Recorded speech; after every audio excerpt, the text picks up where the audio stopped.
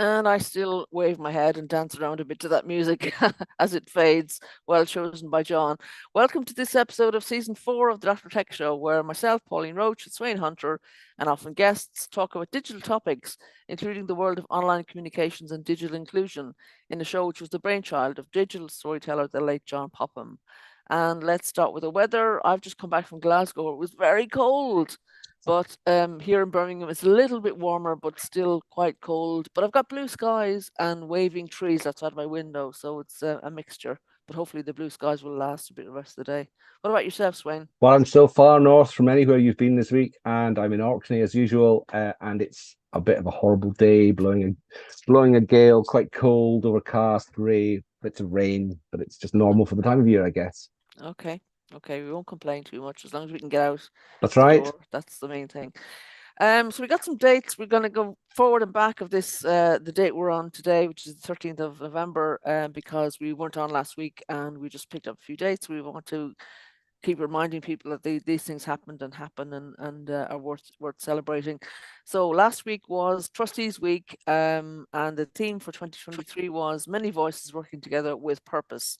And the blurb is that charities make a huge and positive impact on society and are dedicated to an enormous variety of good causes. And this year we celebrate the individual talents, viewpoints, and experiences each trustee brings to their board and their collective decision making, and how diversity can help make a charity stronger. We also highlight the wealth of guidance and support that charities can draw on to survive and thrive. So Trustees Week has a website with events on that happened that people can revisit and have a look at. And for my own celebration of Trustees Week, I organised a digital trustees session with Ross McCullough, who's previously been on this show from Third Sector Lab for the neighbour network schemes in Birmingham, and some of the members of the Community Digital Skills Network that I run. So that was really good, really exciting. People seem to really enjoy it, and we recorded it as well, so others Good. can revisit and see We it. can So catch up with that if we want to we can absolutely via the website. digital NNS website. Yes. Yeah. Okay. So the next date we covered again from last week was Social Media Kindness Day on the 9th of November. This is one you picked up, I think, Swain. Yes, it was. And I don't think it needs. I don't think it really needs much introduction. Oh, I've shared the wrong screen. Oh, no, it's it. It basically, this was founded, I think, in memory of Caroline Flack, who took her own life, and part of the situation she was in was very negative social media coverage of some stuff that was in her life at the time. And basically, this day is to just remind us all, each of us, that behind all the social media accounts, there are real people who can be affected by what's posted, and just a plea to kind of bear that in mind and to be kinder rather than more horrible on social media. Yeah. So that the day itself was the 9th of November, but it should always be Social Media Kindness Day, I think. I So there think we are. so. I think so. It's there's been plenty of examples of unkindness, especially lately. So yeah, being kind is so much easier, I think. So let's do that. Okay, and right up to present day then for dates. Today, Monday, the 13th of November, is the first ever Global Donut Day. And there are events, but today is a moment for us to all come together, to learn, to share, to meet new people, to inspire and be inspired as we explore what it means for humanity to thrive in the 21st century. So if you haven't heard of global donuts and donut economics, then you must have been hiding in a shed somewhere, but it's very popular and very one that more of us are going to have to know about. And they have a series of events. Actually, under the events, we picked up the events of all day, including our own Civic Square here in Birmingham doing events. Most of it online, or lots of it online, so people can kind of tap into. And there are some local in-person events as well. So at the moment on screen, Swain is sharing the calendar of all the events that are on today, with the blue line being the kind of Oops. online program. So yeah. So yeah, at the top there it tells you which kind of program Yeah. they are part of. So yeah, you can see lots of things. So this is this year. I can imagine next year that you're not going to be able to fit it on one screen, Swain. It does seem to be a way of thinking that's gaining more and more problems every week nearly.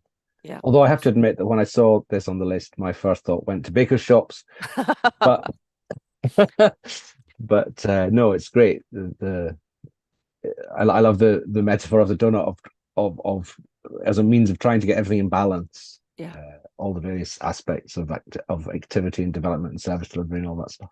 Yeah, absolutely. And yeah, the retrofit day that I was at the weekend in Glasgow was all about how donut economics can be lived out and explained, and well, yeah, in retrofit for to do with Is that retrofit energy of efficiency. energy efficiency? Yeah, Yes, yeah, to yeah, yeah. existing homes and Yes, other buildings, absolutely. on the basis that if you can reduce the amount of energy used for heating and Yeah, other uses, that's energy we don't need to produce. Hurrah! better for the environment. Yes, Absolutely. the So best energy it of was at all, the Civic best energy House. saving of all is the energy you don't use. Yeah, definitely, absolutely. At Civic House in Glasgow, which was a lovely place, and yeah, they did a great job for us. So we're delighted with that and looking forward to more of that. Yep. Okay, moving on. Under events, we picked out the festival trusteeship, which Sweyn had on screen earlier, and this was, developing the theme of the Trustees Week. This was a week of thought-provoking, insightful, and thoroughly entertaining online events by Getting on Board, which is an organisation that exists to make trusteeship more accessible, effective, and inclusive by raising awareness of trusteeship, particularly within underrepresented communities, and by helping trustees to have impact.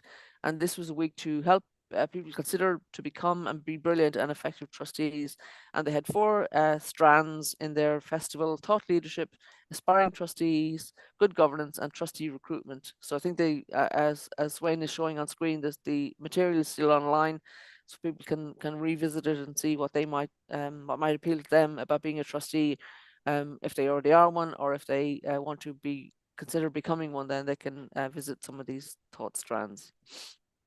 Oh yes, yes. Mm. Sorry, I'm getting absorbed in the website there. Yeah, I'll yeah. turn my attention back to what I'm supposed to be doing. Lots of useful material there, which will all be on the YouTube page after the show. So links to those matters. And again, today there's an actual workshop actually now while we're talking, but again, it's one of those ones you can revisit hopefully afterwards.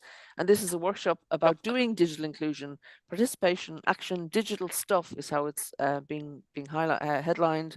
And this is from an organization called includeplus.org. And it's an interactive workshop. And Irene McIntosh, who is one of the two founding managing directors of More Collective, uh, community interest company based in Scotland, is exploring at this event how digital inclusion work is at its most meaningful when it's part of real holistic support, drawing on her experience of supporting organizations which work directly with people currently using drugs and people experiencing homelessness. She'll talk about how sometimes support with no agenda is just exactly the right agenda when it comes to digital inclusion, Mhm. and how relational approaches with love as standard can change everything. So I'm sure that will be a very valuable event to be part of. Yeah, Um, the more collective has done a lot of great work throughout Scotland and further afield as well over the past 6 or 7 years, I guess. mhm, Yeah, and it was founded and is run from the Highlands, so it's all good stuff. absolutely.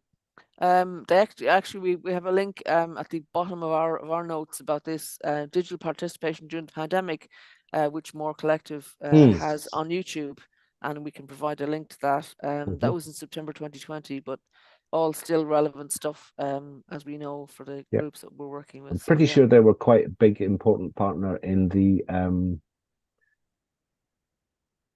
Scottish Government's bid to get devices and digital support out Mm, during the pandemic. I can't remember yes. what the program was called now, but you know the one I mean. Yeah, That absolutely. eventually each of the four parts of the United Kingdom had one kind Mm, of similar, but I think more was heavily involved in that. So we've got lots I of would imagine experience in that so. sort of stuff. Yeah. And we look forward to having somebody from the More Collective on the show at some stage. Yeah. There's an open welcome for anybody from there. I know some of them do see what we do, so it'd be great to have them on to talk about what they're doing.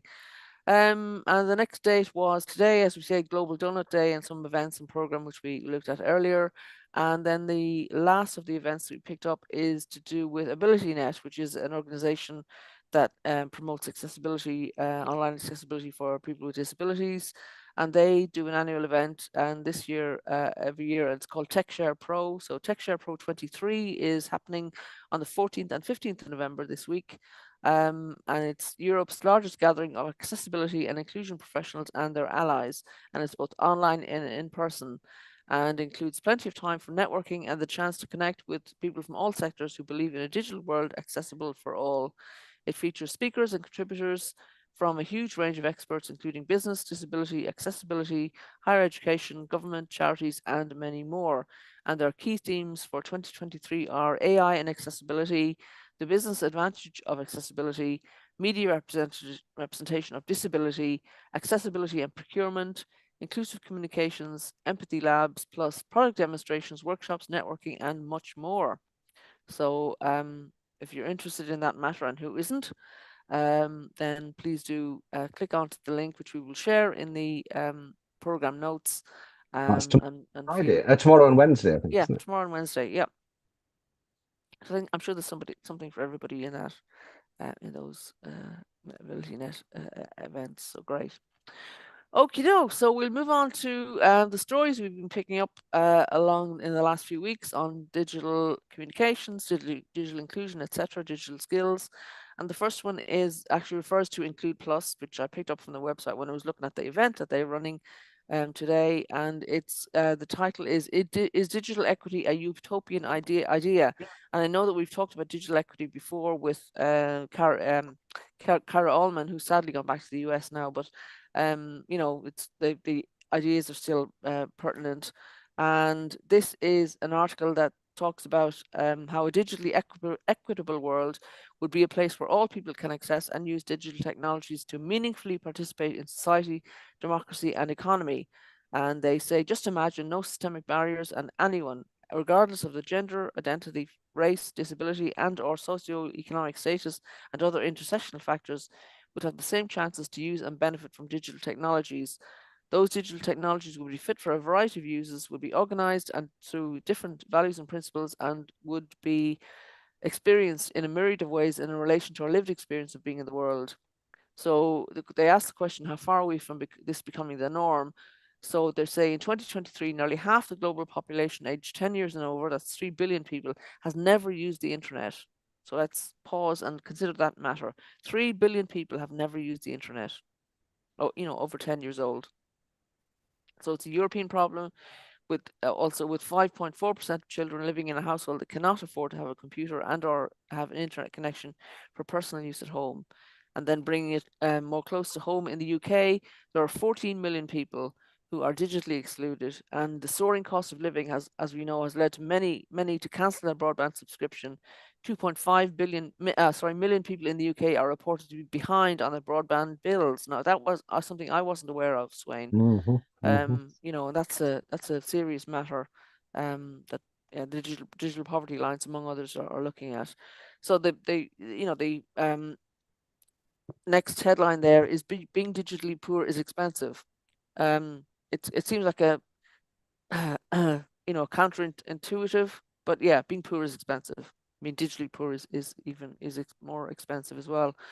So the facts behind that is that those who are digitally excluded often pay more for essentials, for example, gas and electricity, and digital poverty intersects with other factors such as one's socioeconomic inequalities, age, race, and disability. And Digital Poverty Alliance community reports that only 74% of those who earn up to £13,500 per year have essential digital skills for life, compared to 95% of those who earn over 75%. That was from 75,000. That was for a quote from Kira Allman in 2022. So what we're saying here, and what the article is saying, is that meaningful digital inclusion is a dynamic process that continues to be shaped by social, economic, cultural, and technological developments. And this is what the 2021 Beyond Digital UK Parliamentary Report argues, when the authors point out that issues around digital inclusion are not just about access, take up and use, but also and increasingly the wider implications of adequate digital inclusion for health, education, and work. And the article goes on to say much more, but those are the main points, I think. I think the biggest point of all that is the new thing in these conversations is to do with the fact that trying to understand that being digitally included is not a one-off thing that you can fix. It's a process of lifelong learning. It's not about obtaining a specific skill or having access to a specific piece of equipment, but it's about being able to follow and participate in digital stuff as it changes and develops. So I think that's really important. Yeah, absolutely. I think we'll be sharing this article with Yeah. all our colleagues in the networks that we're in. Yeah, it's it's worth saying again and again, and when it's said well like this, then it's great to share it. Mm, mm. Yeah. Okay.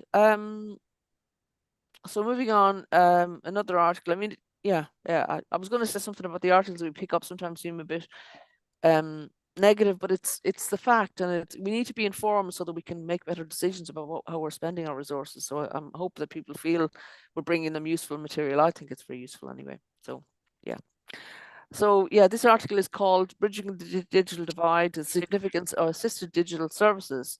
So this is from the company We Are Digital, and they're talking about assisted digital services, which can provide access to products and services for customers with limited technological proficiency or impairments, ensuring inclusivity for all customers. And this obviously highlights the importance of providing support and assistance to address digital exclusion. Customer feedback they've had shows that over 94% of customers surveyed reported an increase in their overall digital confidence and skills after receiving training. So that proves the positive outcomes that can be achieved by addressing digital exclusion, and providing support. So their point of this article is that while many organizations have made strides in improving digital inclusion, assisted digital services still need to be more emphasized. Therefore, people who are lacking essential digital skills, offering them guidance and assistance. Um, and practical examples of these services can be seen in daily life, such as accessing grants and applying for housing or a passport. Customers who cannot access digital services often face long phone queues and a complex, time consuming process. However, with assisted digital, customers can receive immediate support to engage online, making the process more efficient and accessible. This not only simplifies their lives, but also fosters buy in from customers by demonstrating the tangible benefits of assisted digital. How many of us who are digitally savvy report online if our bins have been missed, taking only a couple of minutes of our time, or need to check when our salary or pension have been paid, checking our banking app? So Assist Digital can help get digital excluded customers to this level. So Sweyn, when did you last report a missed bin collection or check your bank online? About 45 minutes ago, probably for the two. It wasn't a bank, it wasn't the bin, it was something to do with the vet. So yes, I'm Yeah, checking something about that. yeah. Health I think for we health take it for for us. granted. Yeah. Yeah. And did it work? Was it easy? Was it? Yes, Yeah. I just do it almost without thinking, and Mm, it does make you stop and think. People who don't have that option, they must face a great deal more challenge in keeping up to speed with things and just being comfortable that everything's okay, mm, I guess. yeah. And I have to admit that it took me a while to understand the difference between going to a website to find out something and having an app. So can I challenge you to explain that to our less technical users? Well,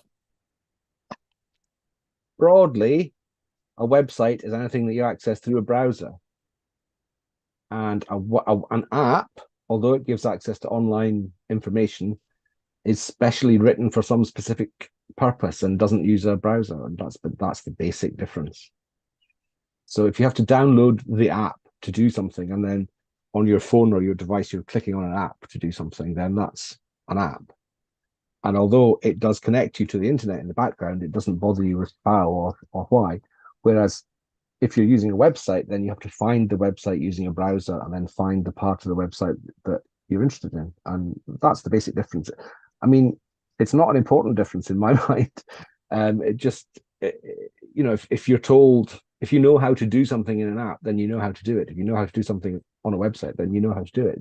It's sometimes it's claimed that apps are more straightforward for everyday tasks, but they tend to be very much more restricted in what they can do compared to the whole internet via a browser. That's about the only differences that are there. Yeah. Yeah. I think it's good to talk about it sometimes and explain the Yes. Oh, differences. yes. Um, But it's and not something to worry about. I mean, if you've no, got access to an app, then you use the app. mm, If you've if you're pointed to a source of information on the internet, then you'll likely be using a browser. But it's just two ways of doing the same thing, really. mhm. Okay, good. Good to have that rehearse, kind of Mm. visit that and think about what it means. Okay, we're going on to AI. First mention of AI today. It won't be the last, I'm sure, and it does seem to be the topic of the hour, if not the week and the month, as well, because lots of AI events have been happening, no less than the AI Safety Summit at Bletchley Park, but also the Careful Industries, Careful Trouble, um, AI and Society Forum that happened with Rachel Caldicott recently as well, and that was a very wonderful event to be looking at, and I would recommend that also to our viewers and listeners. But this is a tweet from Julia Mary Ross about better use of AI to do routine things, a podcast. From Deep Medicine. I haven't actually listened to this, Sweyn. I don't know if you had any time to I listen haven't to had it, a but chance to listen to it now. yeah, but I mean, the headline or the kind of title that we picked out caught my eye because using technology of any sort to do routine things is kind of what I've always wanted to encourage people to do more, so that it frees them up to do spend more time face to face with people, Mm. and let technology do the things that it's good at. But Mm. obviously with AI, we need to be, because it's so new still, we need to be sure that it's not being abused and that people are getting reliable information and doing things that doing things they want it to do, not things other people think it should do.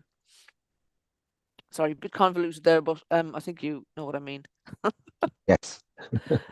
Yeah, so Yes. we'll have a look at that more and see if we want to refer more to that in future. Going on, we go on to two posts from our friend Simon Finch, who is a previous guest on the show, and hopefully will be on the show this season as well at some stage, about bad things that have happened to people online. And this is a headline that says, "My business had 1.6 million stolen in 20 minutes." So this was a story on Facebook. And this was a financial controller of a Hertfordshire-based company who was targeted in a sophisticated authorized push payment APP scam in early July. I beg your pardon. This is a scam where victims are psychologically tricked and manipulated by criminals into transferring the money to the thieves themselves. And then, sorry, I'm going to have to take a drink of water, Swain. Can you read on? Yes. And the way this happens is that someone pretends to be from the business, the bank, and starts up a conversation to get the confidence of somebody who has the authority to make payments, and gradually through just persuasion and um, the art of the con artist really persuades them that the bank is needing them to make payments to accounts that the scammers control, and then they disappear. And it's very hard for banks, well, very hard for businesses, to realize that this has happened to them, and also once they do realize, it's quite often too late to do very much about it, because the protections that are there for individual bank customers, you or I, that there's quite a lot of protection there, and there's quite a lot of certainty that if something like this happens to you, a personal bank account, then you can get the money back very often. But for businesses, the safeguards aren't so great. So it's just highlighting how common this type of fraud is, and how difficult it is to. However much we each think, oh well, we wouldn't fall for that. It's very difficult when you're actually in the situation.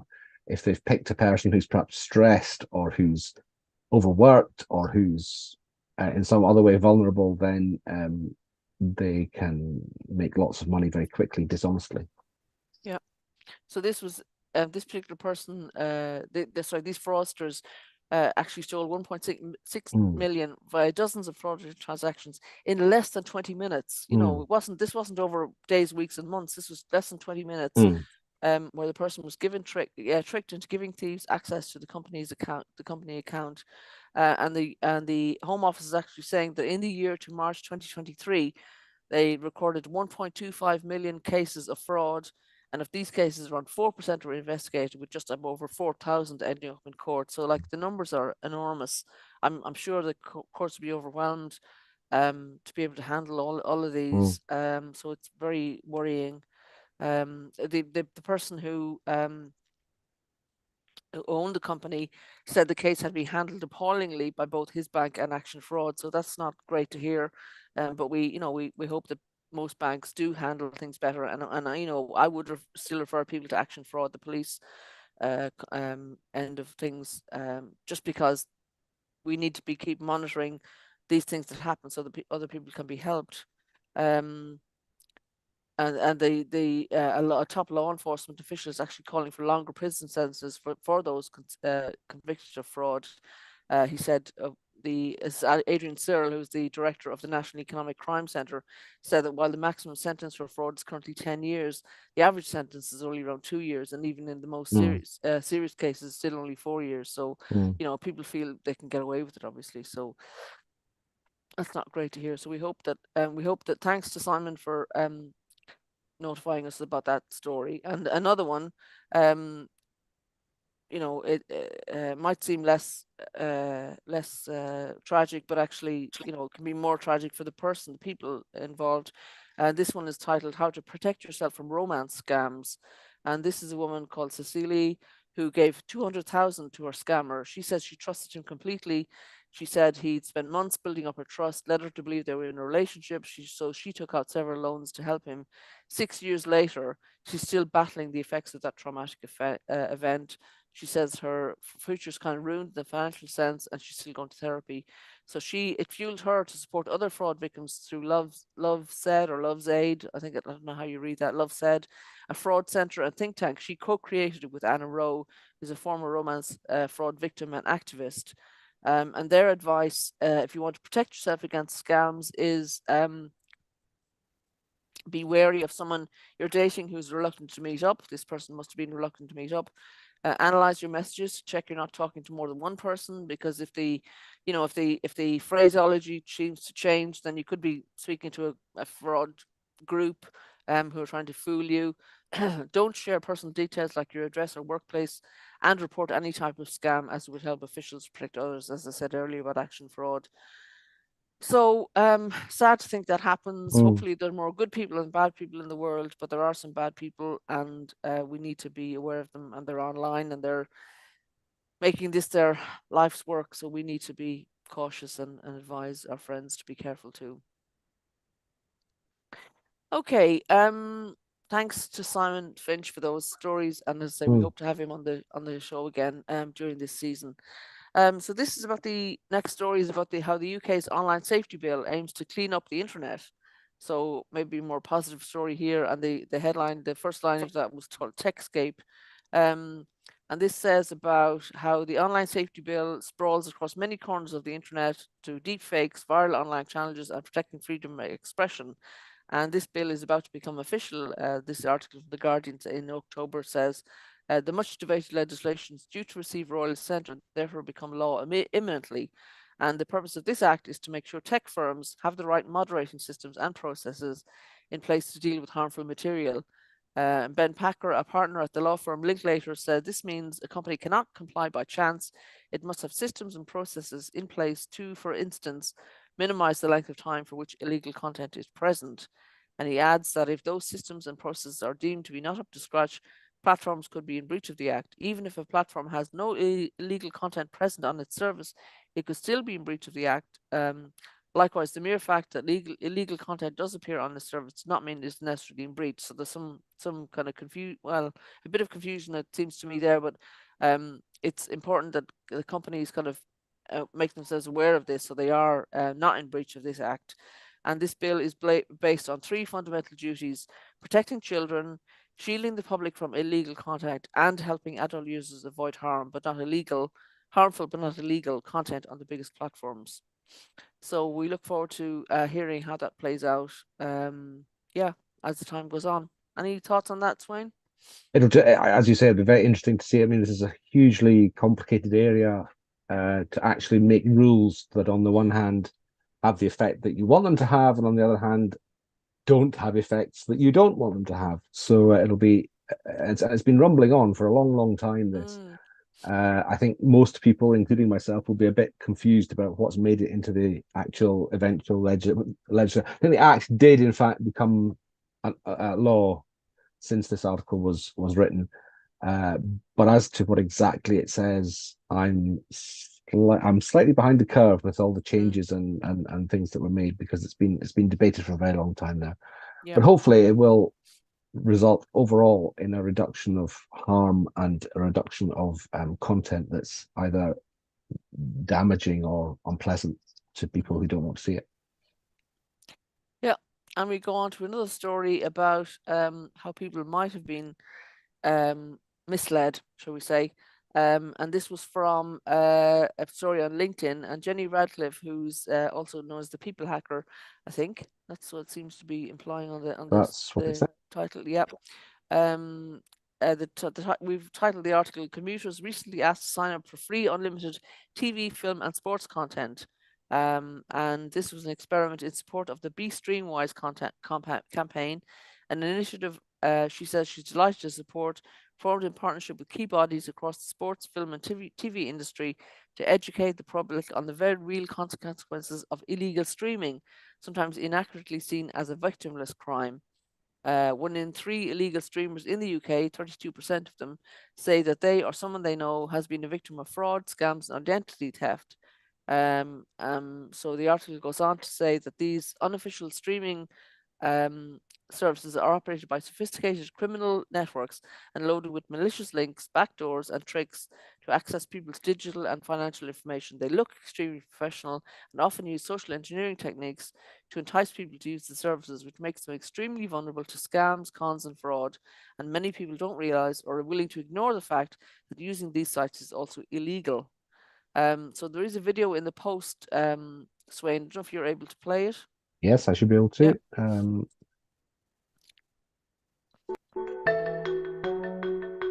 Free streaming for life, no commitment at all.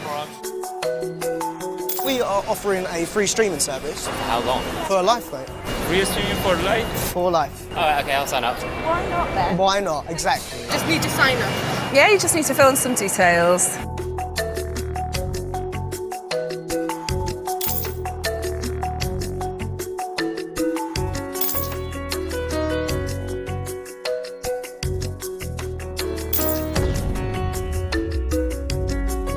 So it's taking me to that webpage.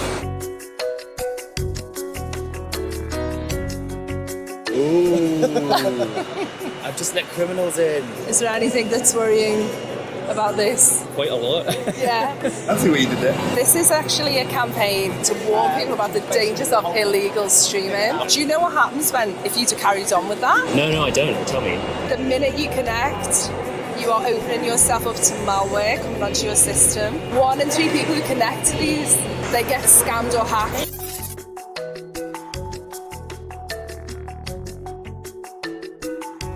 I would have given my details. I was just up for a free thing. Oh wow, I feel so educated. Well, that's amazing. I'm going to stop sharing because I can't work out how to do anything else. Yes, amazing. I did like the fact that the spoof business is called Malstream. Malstream. I mean, we know. I mean, really. When you know. But that not be? Yeah, yeah. I suppose.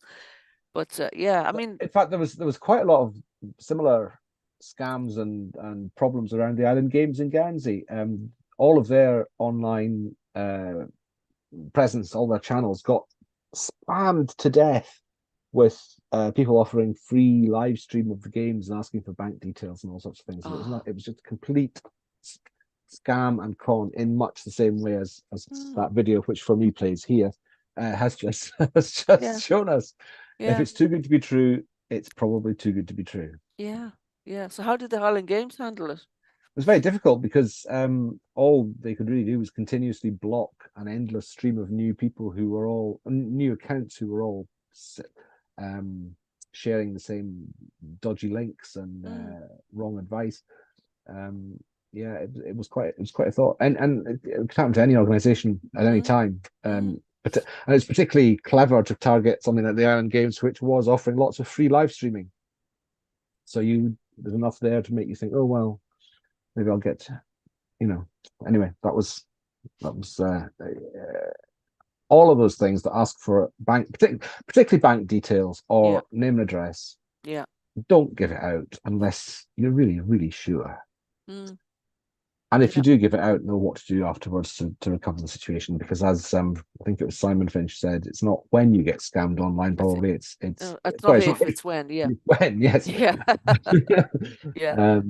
Because we all, in moments of tiredness or when we're not paying attention, we can all make mistakes. And yeah, Yeah. just It will happen to the best of us. So, or the most informed of us, not even the best yeah. of us. That's not the right thing to say. So yeah. So it is a matter of having a plan for what to do when that happens to you. Mm. And we hope that by highlighting it on our program, that it brings other people to think about to the attention of other people who need to think about it, both for themselves and their family members and friends. Okay, next item is about an over 60s UK advocacy group, which is highlighting broadcast switch off fears. And this is a new report by over 60s advocacy group Silver Voices, which reveals strong support among the UK public for broadcast TV and radio service to be protected until well beyond 2040. Older viewers and listeners fear being left behind by broadcast switch off. The report says older viewers and listeners are concerned about the impact of any reduction of broadcast services, especially due to lack of high quality broadband. Its author, Silver Voices, together with his fellow broadcast 2040 plus coalition partners, are calling on the UK government to listen to TV viewers and radio listeners and act now to protect broadcast services beyond the current commitment of 2030s. So we'll have a link to the article or the item in the notes to the show. And it results from a survey of 4,000 plus representative consumers in the UK during June 2023. The report found that over 80% of respondents believe broadcast TV and radio should be protected well beyond 2040 to at least 2051, in advance of the UK government's current commitment to protect these services until 2034. There's a concern that partial or total removal of broadcast services in the future risks leaving behind significant portions of the population, with 46% concerned about potential impact of digital-only services on their broadband bills. So there are 5 recommendations to secure these services. That government provides a clear commitment to the long-term protection of broadcast services, that ensures that TV and radio broadcasting and the broad range of services delivered through it are protected for the long term, that the spectrum used by broadcast TV is protected at the World Radio Communication Conference in 2023 and at future conferences. There are ongoing requirements for public service broadcasters to continue to support universal broadcast services and the public service content delivered through them, and that the voices of the listeners and viewers, in particular those groups most heavily reliant on broadcast services, are put at the centre of the debate and a decision making by government or Ofcom. So very strong call to action there. Particularly for over 60s. But I know other groups under 60 who also use TV and radio the way it is now, and wouldn't want to see changes. So yeah. Interesting. there we go. Moving on to Citizens Online, which is I think an advocacy organization, charitable organization. They were asking on this is just a kind of a fun thing to do, but they asked colleagues online, what do you do online that you couldn't live without? And there were 3 tweets that kind of people responded to, and they I think Sweyn will be able to get them all up on screen, successfully. But the first one was getting around. Lots of people use apps for getting around. As we were talking about earlier, apps, City Mapper, Google Maps, Rail Planner, that kind of stuff. Oh, I can relate to that. I would not be able to find my way anywhere without it. Google Maps, yes. Yeah. That's me. Okay, definitely, yeah. So people say City Planner is very good as well. Okay. If you're using that. So, and that's built on open data, which is always a good thing. The next thing people said, Citizens Online, people said, connecting with others, that people wanted, connect online. They couldn't live without connecting with others online. And again, I can testify to using WhatsApp, particularly for my mom, doing video calls with my mom, and kind of Skype call or Zoom calls at the weekend with the family, is something I at this time now I think I couldn't live without, especially when I live alone and so far away from them. So most of them. So yeah, I like to use online services to connect with people. And the last one is streaming music, TV, films, and podcasts. And obviously, this would be legal streaming of music, TV, films, and podcasts. But people love to do that online as well. And I have to say, the times when I've traveled and downloaded stuff from iPlayer, BBC iPlayer, for example, onto my device, has been very enjoyable to be able to do that, films, etc. So yeah. What about I think yourself, Swain? What do you think you I do think a lot online of you couldn't live without? I mean, I do it more than I would imagine I do, but I think a lot of sports fans would find it hard to get the best coverage of whatever sports they're interested in without some online channels, whether it's BBC Sounds or iPlayer or whether it's one of the other streamers. So if you are wanting to keep track, if you want to have the football on the radio in the background, it's actually much more often that it's on a website on the BBC page now than it is actually literally on the radio. So there's been a bit of a shift, all sorts of things. And I must confess, I use streaming mostly for when I miss the beginning of something. So I think, oh, I've come across something that's halfway through and think, oh, this sounds good. And I'll just routinely now go to the app and go play from the start. Yeah. And then I don't actually watch enough or listen to an awful lot of streaming stuff, other than Netflix, which is a net streaming thing. But yeah, and I think all of those three tweets, posts on Twitter X, they all kind of remind us how I think most of us now have these kind of instincts that we go to these places for that sort of information. And it just once again underlines that for people who find that difficult or can't afford it or aren't confident to do it, then they are missing something. Yeah, potentially. absolutely.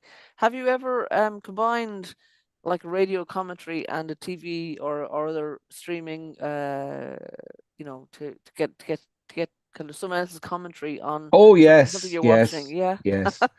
I Yeah. do that. I do that to watch the cricket. I do that quite a lot. I prefer Yeah. the radio commentary and watch the TV. It is a bit more complicated. I'm not going to go into that now, but in the olden days, they all used to be broadcast and they would all At sound the the same same. time, yeah, But yeah, yeah. nowadays, there's kind of a delay and Yeah, there's yeah. various ways you can get around that. But yeah, Yeah, nice. it's, yeah. Okay, and moving on to an article from Digital Poverty Alliance, they wrote an item about digital poverty in the UK with insights from the Conservative Party conferences. Party conference, other conferences are available, obviously, and this was particular from this one, which happened in Manchester in October, and there was obviously substantial policy announcements then dominating the media for a week.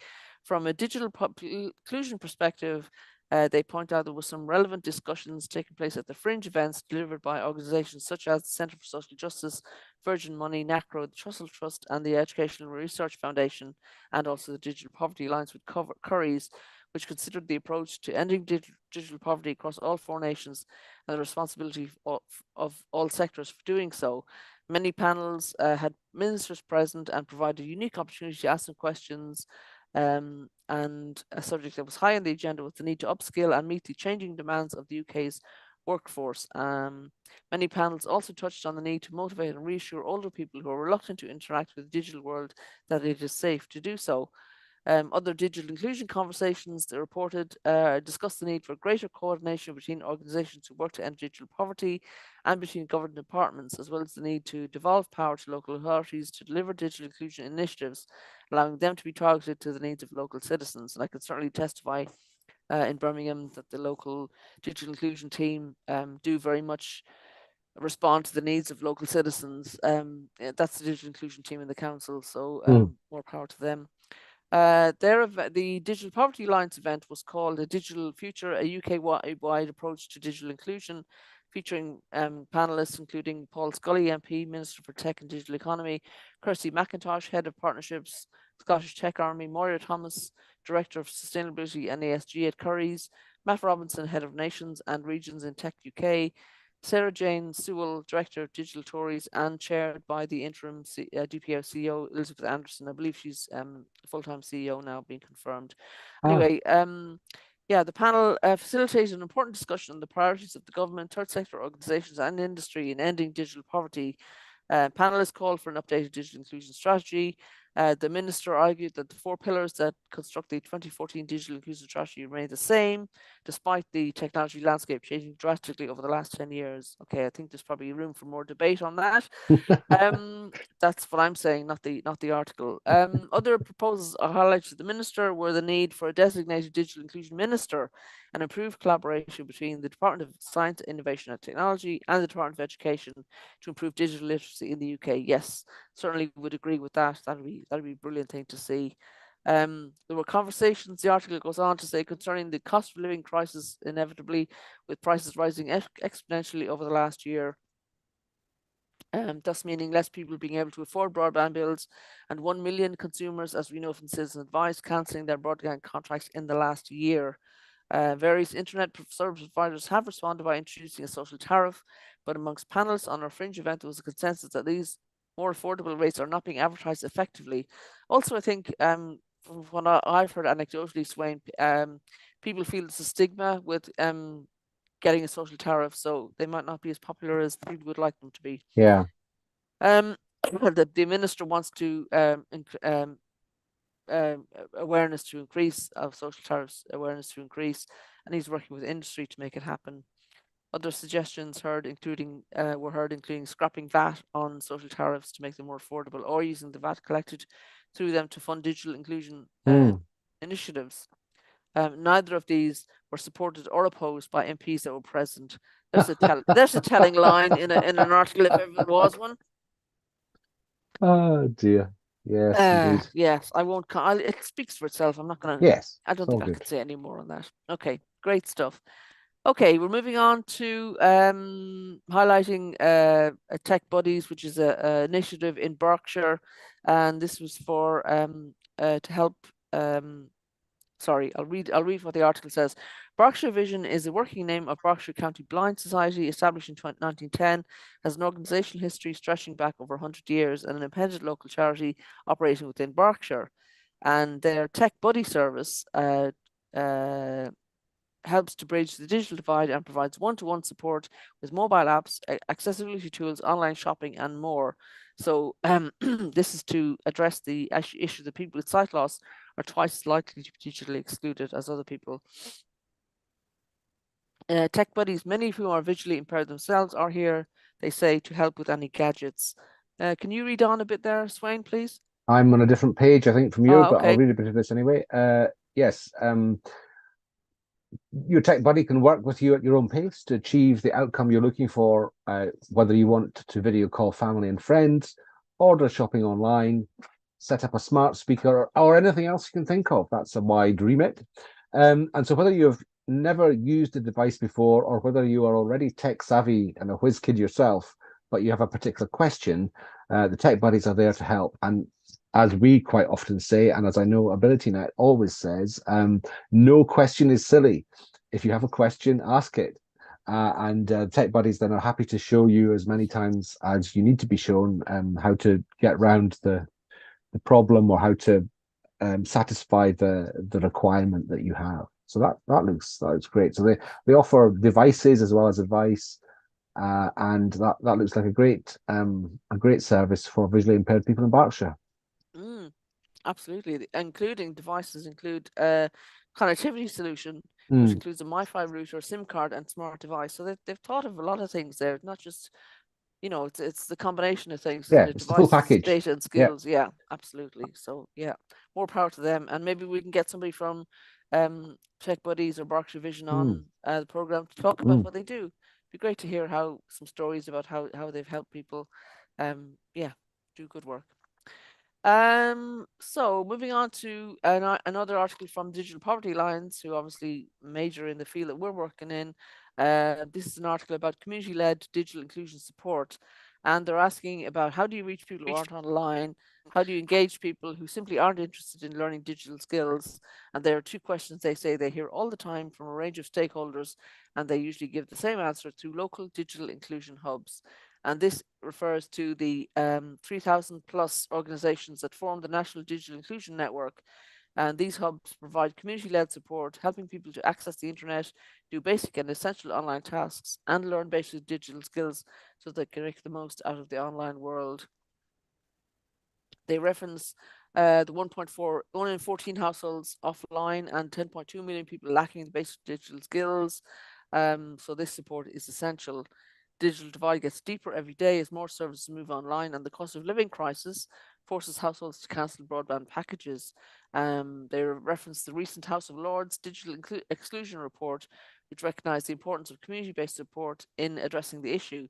And the report, they quote the report, which said that local interventions and more informal engagements delivered through community hubs can provide a key way of reaching digitally excluded individuals and building the motivation, confidence, and skills needed to get online. Well, here, couldn't have said that better myself.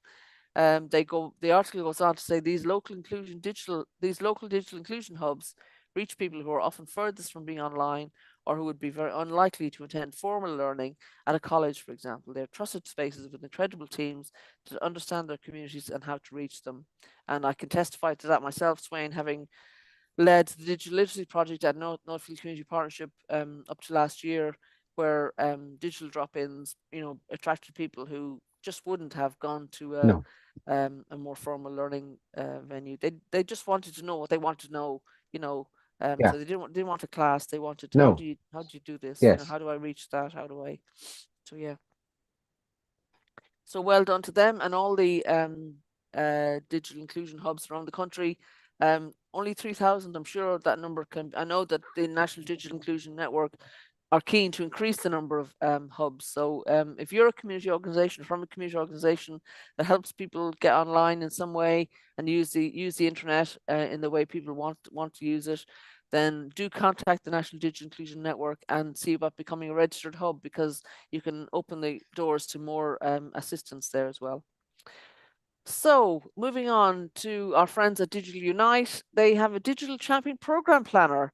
So I'm encouraging people to have a look at this, because I know that lots of community organizations want to set up digital champion programs, but they might not know where to start. And this would be a great tool for them to start, investigating how to do that. So the blurb for this item says that the planner can get you thinking about your goals and audiences, specific needs and considerations, your priorities, and how ready you are to get started.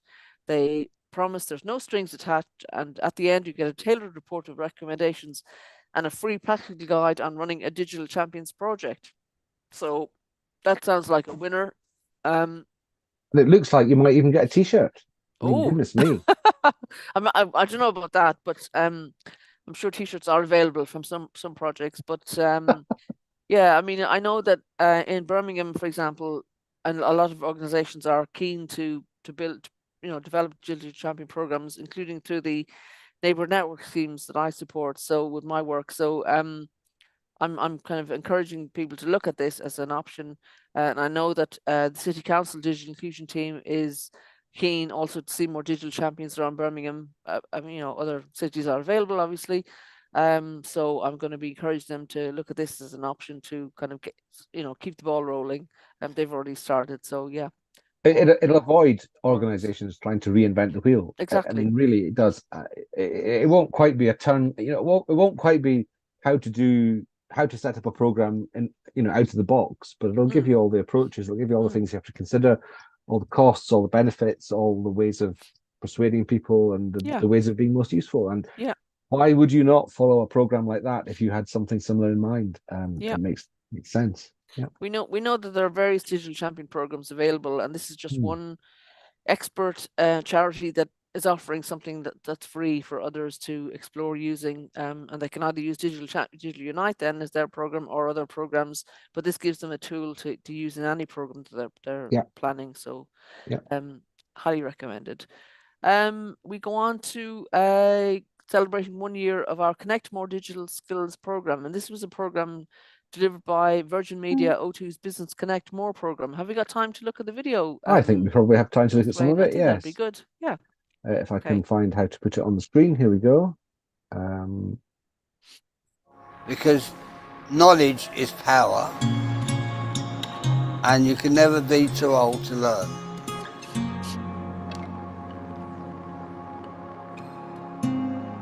With more than 5 million people in the UK unable to carry out simple online tasks, like sending emails or using the internet, we are on a mission to share digital skills and confidence with local communities, so nobody is excluded from our digital society. It's been 1 year since we launched our Connect More programme, which is delivered by our own staff volunteers in the communities where our public sector customers operate. Connect More has grown nationwide since its inception to support 7 locations in the UK, and it continues to grow. I wanted to learn how to use a computer to start with, which is the reason I came to this class. Motivation is I've got too many great nephews and too many great nieces and I don't know what they're talking about. So I decided I'm going to get into computering. Along comes the electronic world. We're of an old age and some people are playing with it all the time, yes, but it's very, very hard for us to get into it. Today I learned how to send voice messages and WhatsApp. I learned how to take photographs and send them to friends. You can see it, the face shines and it comes up and the confidence builds in them. Then away they go. My family didn't think I could ever do these things because they're always laughing and said I'll never learn. But now I've shown them that I can learn because I've received learning from here and I know what to do now. I'm really pleased to see how Virgin Media O2 Business have really taken on this Digital Champions programme and been actually able to practice it here in Wythenshawe to see the impact it has because it's just making so much difference to people. It's been fantastic. The sessions are really important because they provide a link between us and our customers and give us an opportunity to directly create social impact within the communities that our customers serve. These sessions in particular speak to the digital skills and confidence side of digital inclusion. No matter what age we are, digital is entwined within all our lives, whether we want it to be or not. You know, our friends, our family use it, so naturally, even if you weren't digitally native, it does flow into your life. A lot of people don't know how to do daily, everyday things of tech, whether that be like booking a doctor's appointment or just accessing their emails. So I think it's really important to help people feel more connected to this modern digital world. So I felt if I have those skills, why can't I teach them to somebody else who needs them? Because when I think about what I do on a day-to-day basis, I go online for everything. I use it for my online banking.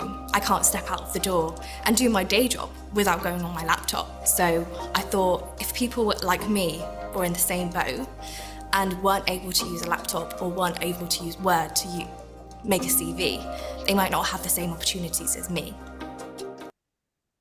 So that gives us, yeah, that's great stuff. Good flavour. Yeah. Yeah. I thought that was a really nice way to look at. You know, I mean, Yes, it's a nice case study. Private company, but yeah, absolutely, yeah. And this is what Digital Unite and others, the program. I mean, for all we know, maybe the Virgin people are using the Digital Unite framework or a similar framework in the background. I mean, they'd be very wise to be doing that. But it looks as if they've covered all the bases one way or another anyway. Yeah. And yes, it's interesting that they've seen this opportunity to support their public sector customers in this way with some kind of almost free labour in the area of digital inclusion. It's quite an interesting model. Yeah. And John Duncan, who was in the programme, I met him at a session I went to recently on the some media literacy research that the Liverpool University are doing. So yeah, very nice guy and great to see them, you know, championing that work. So yeah, well done. So shall we finish there, or I think that's probably a good place to finish. I think it is too. Yeah. Yeah. So well done. Another great show, and hope people found some of it beneficial. We hope you have a good week, and we look forward to seeing you again. Have a great week. Bye. Have a good week.